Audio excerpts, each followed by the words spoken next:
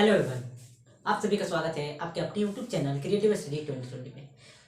आज हम लोग प्रबल क्षार और दुर्बल क्षार के बारे में पढ़ेंगे। खासतौर पे अभी हम लोग प्रबल क्षार के ऊपर पढ़ेंगे। प्रबल क्षार होता क्या है, प्रबल क्षार से आप क्या समझते हैं, ठीक है। इससे पहले हम लोग जाने कि क्षार किसे कहते हैं, ठीक है। तो आइए अब हम लोग प्रबल क्षार को परिभाषित करते हैं, जैसे कि बोर्ड में डेफिनेशन लिखा हुआ है। ऐसे पदार्थ जिनका जलीय विलयन बनाने पर हाइड्रोक्साइड आयन का संपूर्ण आयनीकरण हो जाए तो ऐसे क्षार प्रबल क्षार कहलाते हैं। यानी कि हम लोग कह सकते हैं कि ऐसे पदार्थ जिनका जलीय विलयन बनाते हैं तो वहां पर हाइड्रो ऑक्साइड यानी कि OH का संपूर्ण आयनीकरण हो जाता है। क्या हो जाता है? संपूर्ण आयनीकरण हो जाता है। तो इस तरह के जो क्षार होते हैं ना, वो प्रबल क्षार होते हैं। क्या होते हैं? प्रबल क्षार। तो प्रबल क्षार को हम लोग आइए उदाहरण से समझते हैं कि कैसे ये संपूर्ण OH को क्या करता है, रिलीज कर देता है। तो लेट्स देखते हैं एग्जांपल। जैसे कि हमारा सोडियम हाइड्रोक्साइड, सोडियम हाइड्रोक्साइड जब जलीय विलयन के साथ हम लोग क्या करवाते हैं, जलीय विलयन के साथ जलीय विलयन बनाते हैं, सोडियम हाइड्रोक्साइड को जलीय विलयन बनाते हैं तो ये क्या देता है, Na+OH-। यहाँ पे देखिए OH की संख्या 1 थी, यहाँ पूरा का पूरा OH को क्या कर दिया, निकाल दिया। तो इसी को तो हम लोग बोल रहे हैं संपूर्ण हाइड्रोक्साइड को क्या कर रहा है, आयनीकृत कर रहा है। क्या कर रहा है? आयनीकृत कर रहा है। इसलिए ऐसे क्षार को ही हम लोग क्या बोलते हैं, प्रबल क्षार। यानी कि इस तरह का जो क्षार लिखा हुआ है ना, NOH, KOH, NH4OH, ये सारे के सारे क्या है, प्रबल क्षार है। चलिए दूसरा एग्जाम्पल देखते हैं। KOH पोटासियम हाइड्रोक्साइड को जब एक्वस यानी कि जल के साथ क्या करते हैं, विलयन बनाते हैं तो यह क्या करता है कि K+OH-। यहाँ पे देखिए OH की संख्या कितना है, 1, और पूरा का पूरा OH को क्या कर दिया, रिलीज कर दिया। तो इस तरह से चलिए तीसरा देखिए।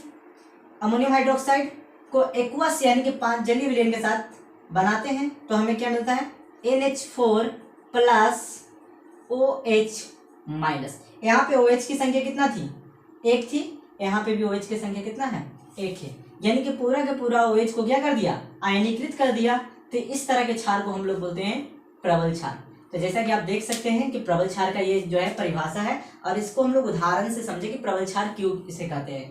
तो आइए अब हम लोग देखते हैं दुर्बल क्षार। दुर्बल क्षार देखिए, ऐसे पदार्थ जिनका जलीय विलयन बनाने पर हाइड्रोक्साइड आयन का संपूर्ण आयनीकरण ना हो तो ऐसे क्षार दुर्बल क्षार कहलाते हैं। यानी कि एक ऐसा पदार्थ जब हम लोग उसको जलीय विलयन के साथ बनाते हैं तो वहां पे हाइड्रोक्साइड का संपूर्ण आयनीकृत नहीं होता है। तो इस तरह के जो क्षार होते हैं ना, वो हमारे दुर्बल क्षार कहलाते हैं। तो आइए एग्जाम्पल से समझते हैं कि दुर्बल क्षार का एग्जाम्पल क्या है। तो देखिए, कैल्शियम हाइड्रोक्साइड का होल ट्वाइस को अब जब एक्वस के साथ यानी कि पानी के साथ रिएक्ट करवाते हैं तो क्या मिलता है, OH- प्लस CaOH का होल प्लस। तो यहां पे देखिए OH की संख्या कितना था, 2 था, लेकिन एक ही OH को क्या कर रहा है, ये रिलीज कर रहा है। ये पूर्ण रूप से क्या कर रहा है, आयनीकृत नहीं कर रहा है। कैल्शियम के साथ OH एक रह ही गया। इसलिए इस तरह के जो क्षार होते हैं ना, दुर्बल क्षार कहलाते हैं। अब देखिए, एल्युमिनियम हाइड्रोक्साइड के होल थ्राइज को हम लोग एक्वस के साथ जब रिएक्ट करवाते हैं तो हम लोग को क्या मिलता है, OH- प्लस एल्युमिनियम हाइड्रोक्साइड का होल ट्वाइज।